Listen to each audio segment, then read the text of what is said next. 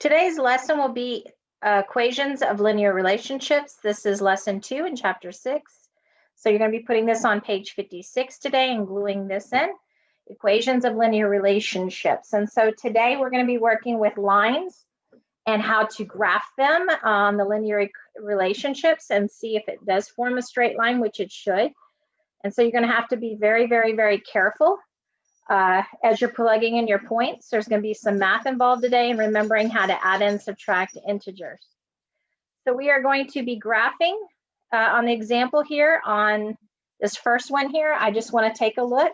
We're going to be plugging in for x values. We'll be plugging in up one negative and some positives. And honestly, this table could go negative some more. It could go positive some more because this linear relationship is a line that goes never ending in both directions. But we generally stick around, we definitely graph 0 and then a few points above and a few points below. And so you plug in the values. So in the case of this first one, it's -1. We're going to plug in 3 times -1. We're going to get -3 and add 2 to get the -1. And so our ordered pair is -1, -1. Now, just a reminder that when you're graphing, the coordinate grid has 4 quadrants. So this is just a refresher. The 4 quadrants are quadrant 1, quadrant 2, quadrant 3, and quadrant 4. Quadrant 1 right here is our positive quadrant. Quadrant 2 is going to go negative on the x, positive on the y. So this is our positive quadrant. Quadrant 3 is going to go negative and then negative. So I travel x negatively, y negatively. So this is negative quadrant. And quadrant 4, and these, by the way, are Roman numerals, is a positive, negative. Travel positive and then down. And so I'm not going to go through this example because I'm going to go through the other two. But as you can tell, this forms a straight line as those points continue. And you're plotting each of your x's and your y's. Sorry if you hear the rattling of the dog. All right, let's go to the next example. Make a table and graph. And so we're going to graph these two. And as we do, we're going to be plugging in x and y values. So for the first example on here, x is -1. So I plug in -1 for my x. So wherever you see x, I plug in these values here on the left. So this would be -1 minus 2.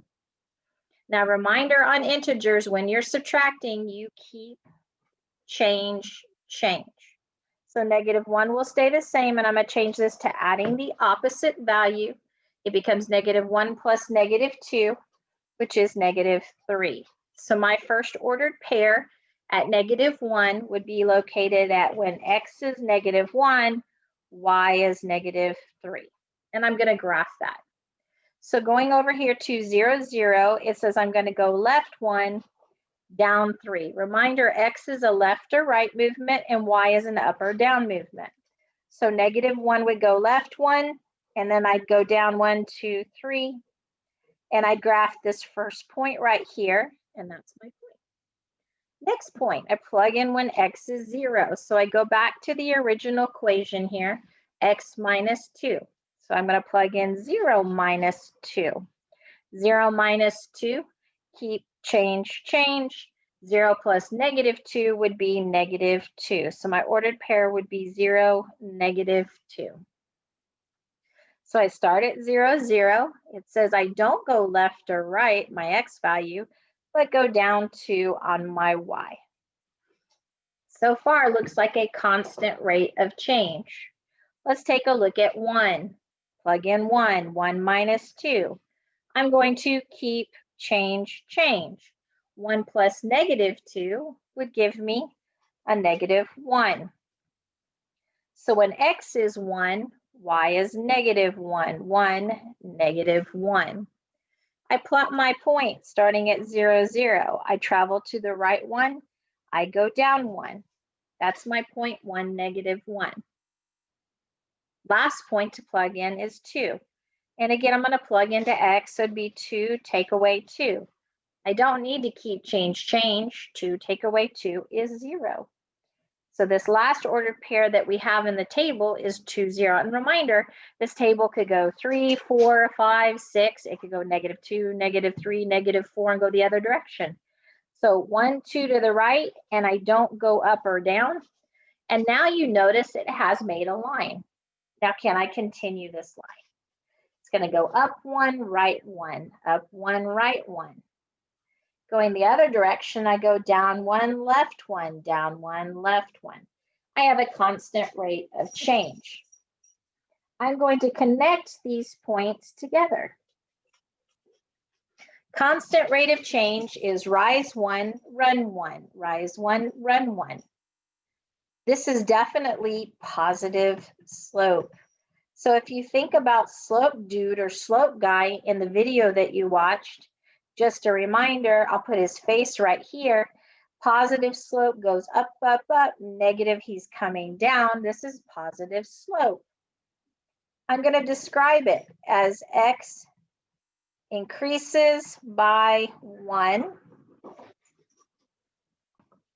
As x increases by 1, our y value is increasing steadily by 1 as well. So it's a 1-to-1 relationship. It is a constant rate of change. We'll be getting into slope on the next lesson on this. And that's what is referred to as slope. And we know that it's positive slope according to our slope dude or slope guy. Question number 2, y equals -x. So I'm going to be plugging in for x, whatever these values are, but I'm going to be taking the opposite or the negative. So a negative of a negative is the opposite, or actually think of it as negative times a negative is a positive 1. So this point is located at -1, 1.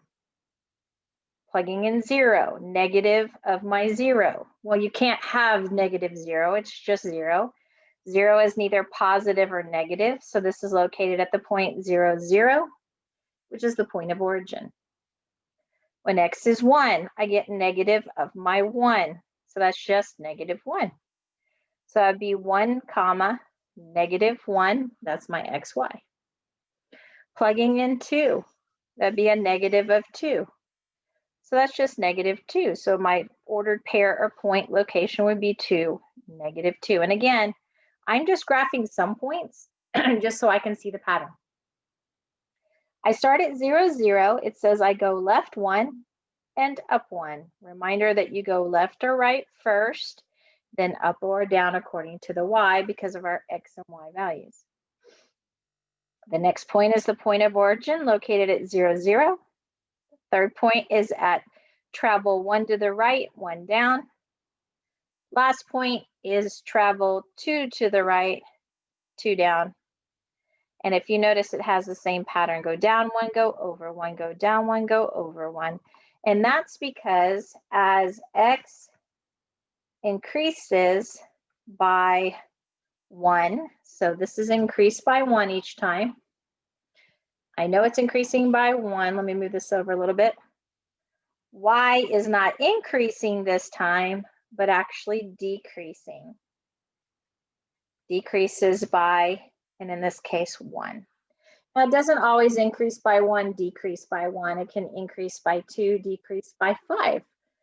Your slope can change. These examples just kind of give you an idea of the difference between my positive slope and my negative slope. And I'm just going to continue the pattern going left 1, up 1, left 1, up 1. And as you can tell, this is a negative slope.